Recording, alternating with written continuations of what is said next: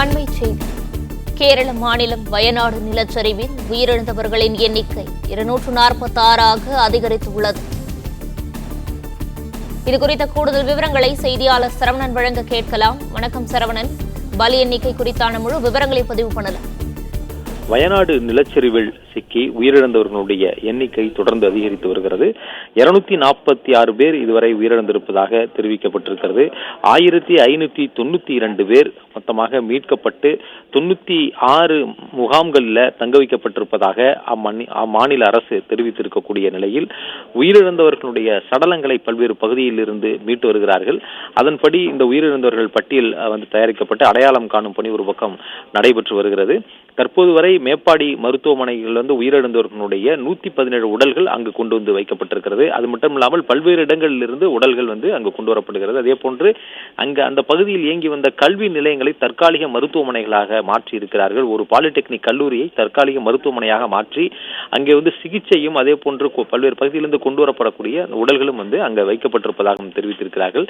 மேப்பாடியில் மட்டுமே 117 பேர்ல 61 ஆண்களும் 56 பெண்களுடைய சடலமும் வைக்கப்பட்டிருப்பதாகவும் அவற்றில் 91 சடலங்கள் அடையாளம் காணப்பட்டிருப்பதாகவும் தொடர்ந்து அவை அந்த சடலங்களுக்கு பிணக்கூராய்வு செய்யப்பட்டு உறவினர்கள் அடையாளம் காட்டிய பின்னர் அவர்களுக்கு ஒப்படைக்கப்படுகிறது. அங்கிருந்து அருகில் இருக்கக்கூடிய பல்வேறு ஊர்களுக்கு, சொந்த ஊர்களுக்கு அங்கிருந்து அந்த உடல்கள் எல்லாம் கொண்டு செல்வதற்கான அனைத்து ஏற்பாடுகளையும் செய்து வருகிறார்கள்.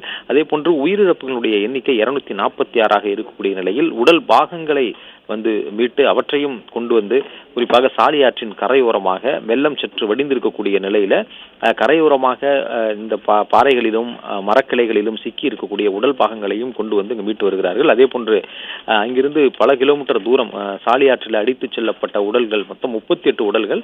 அந்த 38 உடல்கள்ல தற்பொழுது வரை 18 உடல்கள் மேப்பாடி மருத்துவமனைக்கு கொண்டு வரப்பட்டிருக்கிறது. மீதம் இருக்கக்கூடிய உடல்களையும் ஆம்புலன்ஸ் மூலமாக கொண்டு வருவதற்கான நடவடிக்கை ஈடுபட்டிருக்கிறார்கள். ஏனென்றால் உறவினர்களை தொலைத்தவர்கள் மேப்பாடி மருத்துவமனைக்கு தான் வருகிறார்கள். அங்குதான் உடல்கள் அடையாளம் காணப்பட்டு அதற்கு பிறகே உறவினர்களிடம் ஒப்படைக்கப்படுகிறது. எனவே பல்வேறு இடங்களில் இருந்து மீட்கப்படும் சடலங்களை எல்லாம் மேப்பாடி மருத்துவமனைக்கு கொண்டு வருவதற்கு அதிகாரிகள் அறிவுறுத்தி இருக்கிறார்கள். அதற்கான வழிகளையும் ஏற்படுத்தி குறிப்பாக இந்த குறிப்பிட்ட முண்டக்கை பகுதியில் இருந்து மீட்கப்படக்கூடிய சடலங்கள் விமானப்படையினுடைய இந்த ஹெலிகாப்டர் மூலமாகத்தான் கொண்டு வர முடிகிறது. தற்காலிக பாலம் அமைக்கக்கூடிய நிலையில இந்த தேசிய பேரிடர் மீட்பு குழுவினர் சிறிய பாலத்தை ஒருவர் மட்டுமே நடந்து செல்லக்கூடிய வகையிலான ஒரு பாலத்தை அமைத்திருக்கிறார்கள். அதன் வழியாகவும் சடலங்கள் கொண்டு வரப்படுகிறது.